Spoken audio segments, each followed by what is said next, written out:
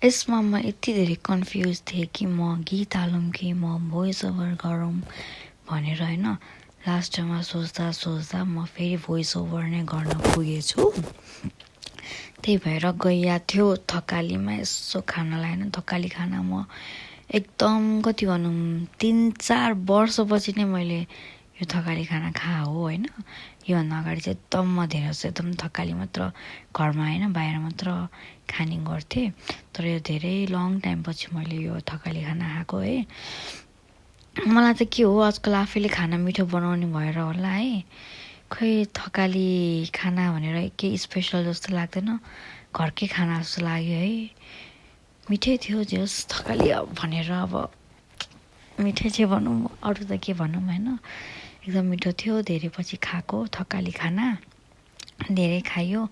जिम्बू थकाली खाना मिठो थियो धेरै धेरै।